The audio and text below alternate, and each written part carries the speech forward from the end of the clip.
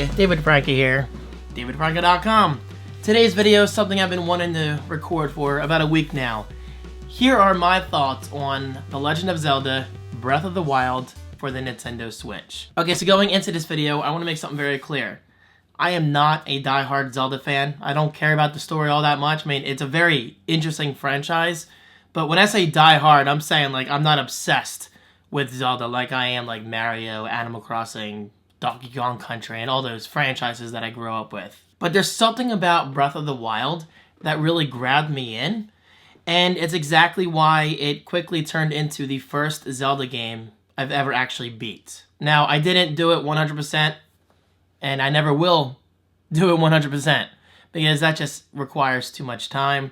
But I beat the story in about 70 hours, which I don't think is bad. Now, granted, I probably could have done it in maybe, 30 or 40 hours, but I did a ton of exploration. And well, that's exactly what I loved about Breath of the Wild the most. The story was interesting, it was okay, but exploring is what I enjoyed doing the most, guys. It was just incredible all around.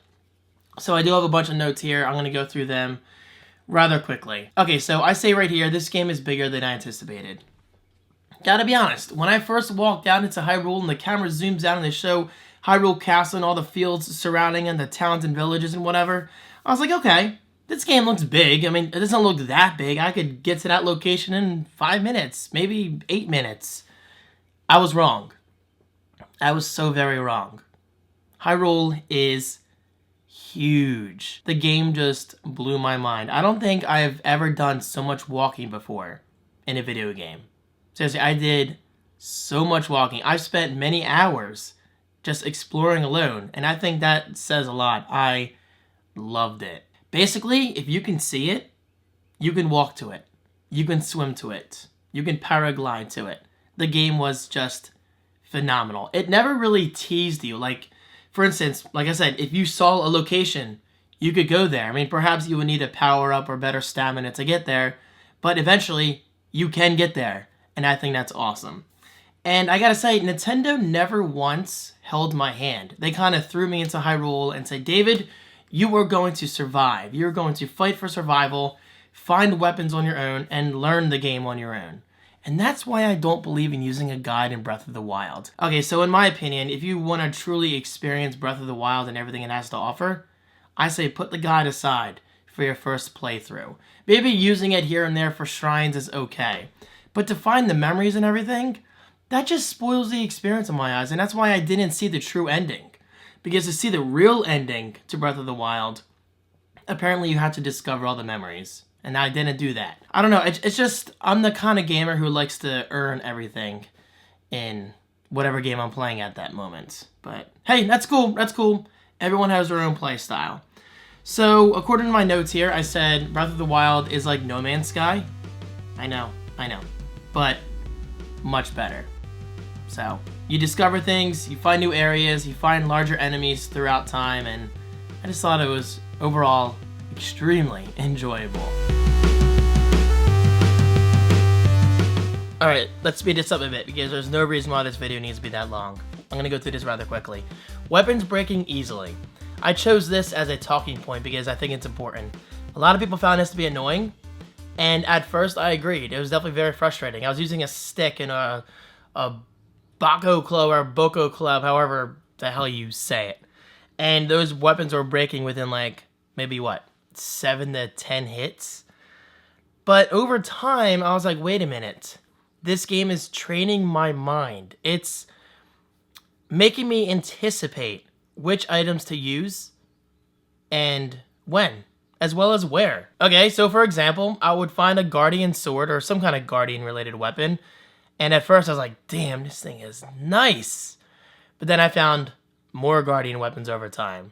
More Guardian weapons over time. So eventually at some point I was like, okay, I have a lot of weapons. I can freely use this. I can freely use that. But when you're just getting started in Breath of the Wild, I highly encourage you to take your time, be patient, because I promise you, over time, you will discover better weapons. So, in a nutshell, I'm glad weapons broke because it made me appreciate the better weapons later on in the game. And of course, getting the Master Sword was very satisfying. Okay, level design was beautiful.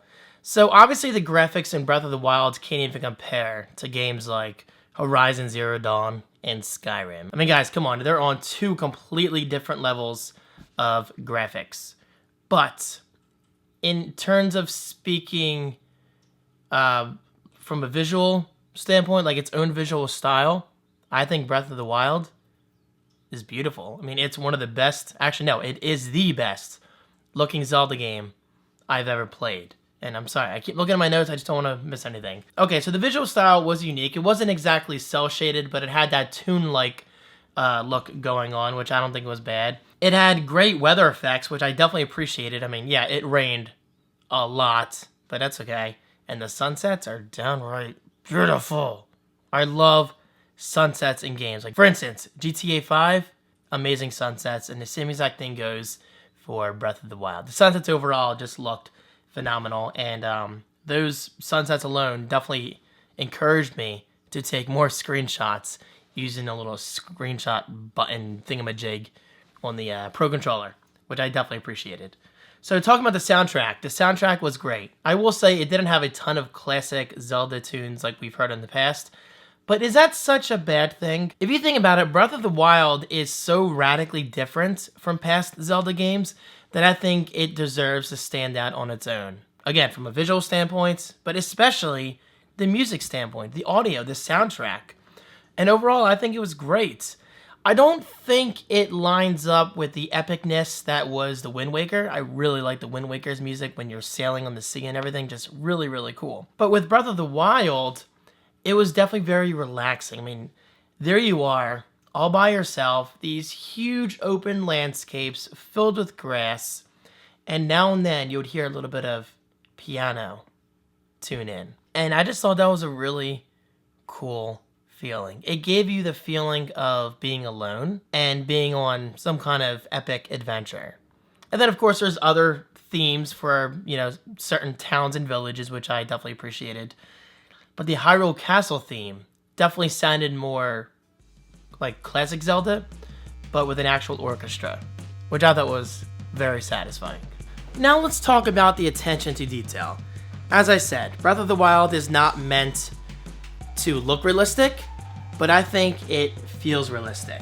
Here are some examples. First of all, you cannot use fire arrows while it's raining. I thought that was really smart. I mean, think about it. If you take out a fire arrow in real life, chances are pretty good it's not going to ignite if it's raining. So I thought that was cool.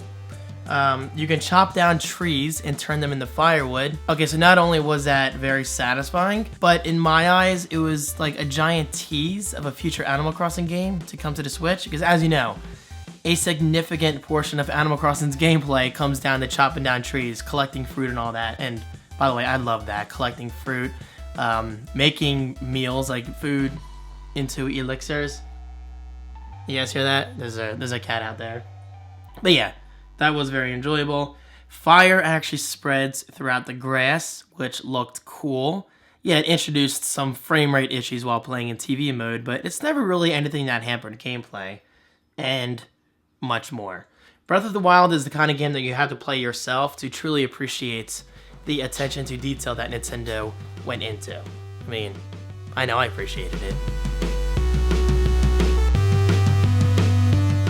I promised myself this video wouldn't be too long, so let's wrap this up by saying this. Does Breath of the Wild deserve a perfect 10? Okay, I gotta be completely fair here, and I'm not some biased fanboy like other people out there, I'm sorry, but come on. We gotta be realistic, guys. Alright, Breath of the Wild is very similar to The Last of Us in terms of reviews.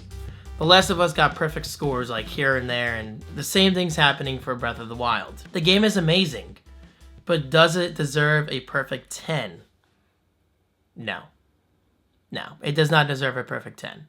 Now, keep in mind, I'm very critical. I'm open-minded. I'm generally a very positive thinking person. I hate negativity. Negative people can get out of here. But you also have to be a realist. So this is why I think Breath of the Wild does not deserve a perfect 10. First of all, it could have used more variety in enemies. Does anyone else agree with me there? I mean, it definitely could have used more enemy types. I mean, yeah, you had some Lionels and the big, like, Guardians and whatever here and there, which felt really cool to see here and there. I do say here and there a lot. But beyond that, like the smaller enemies, the bokoblins and all that, you experience them quite often. Even if you were in an area that's completely different from previous areas, for some reason, the enemies would still be either the same or quite similar. Selling items in bulk could have been easier. Okay, selling items is something I did all the time, and that's how I made most of my money in rupees. Seriously, I sold pretty much everything besides the good weapons and good armor, because, well, you could likely find those items again, especially if you're farming or mining or whatever you want to call it. They're essentially the same thing. You can make a lot of rupees by finding diamond and gold and all that. It's just extremely satisfying. But when it came to selecting multiple items, like if I wanted to select items that are completely different from one another, like selling diamond and I wanted to sell a few apples, you can't combine those different item types. You can combine similar items, like maybe sell 10 apples at one time instead of just one, or sell 2 diamond instead of just one. But when you want to combine different item types, you can't do that. So I definitely think that's one area where they could improve.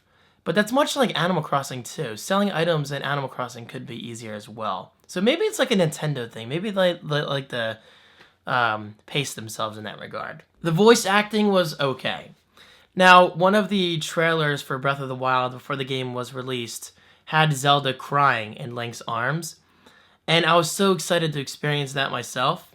But then I watched the American trailer, the North American trailer, and the cry wasn't nearly as emotional. I was like, that's it? Now, unfortunately, I never experienced that cry for myself in Breath of the Wild because I guess it's in one of the cutscenes of the memories I never experienced, but I'll get there eventually at some point. But, yeah, I mean, the voice acting was okay. It wasn't terrible. I've heard far, far worse. Super Bomberman R, anyone? That acting is very meh. But considering Breath of the Wild actually has voice acting, I think that's incredible in itself. Yeah, it could have been better, but hey, at least it's there. The horse mechanics felt sluggish. Now, I think others can agree with me when I say this. Running with your horse was very satisfying, especially when you little dash button. It was cool. But when it came to getting over small obstacles, like little rocks here and there, like little boulders, why can't the horse jump as you would expect for that horse to jump? And why does the horse come to a screeching halt when you want to do a simple turn around the smallest obstacle? So, there you go. Maybe not a huge deal in your eyes, but to me, I definitely found it to be annoying. So, there you have it. There is my list of flaws for Breath of the Wild. I gotta be honest, I had a hard time thinking of flaws, but that's the same thing for The Last of Us. I mean, nothing is perfect. Nothing. I mean, even Super Mario 64, one of my favorite games to date, is not perfect. That doesn't deserve a 10 because of the horrible camera controls at times. And the same thing could be said for other games. I mean, there are always those few gameplay flaws or mechanics that can knock a game score down from 10 to like 9.7, 9.8. So, hey, that's just me being honest. Alright, I did exactly what I was afraid of doing. I made this video longer than I wanted it to be. But that's okay. I think Breath of the Wild deserves a fairly long video because it's just a huge game. There is so much to do, and it is easily the most I've ever enjoyed any Zelda game. I'll get that soon. Anyway, decline. Sorry. The game is worth playing. Seriously, do not let the flaws discourage you. The game all around is just an incredible experience. The story is enjoyable, the characters are likable, level design is great, graphics are downright beautiful, soundtrack is great, gameplay is fun as hell, exploring is just satisfying in itself. Seriously, if you never did the story, I can say with confidence you would still enjoy everything that Breath of the Wild has to offer. It's just an incredibly huge experience, and in my opinion, the reason to own a Switch. So, if you can, skip the Wii U version, go for the Switch, you will not be sorry. Thank you guys so much for watching. Let me know what you think about Breath of the Wild right below. I appreciate your support, and I'll see you next time.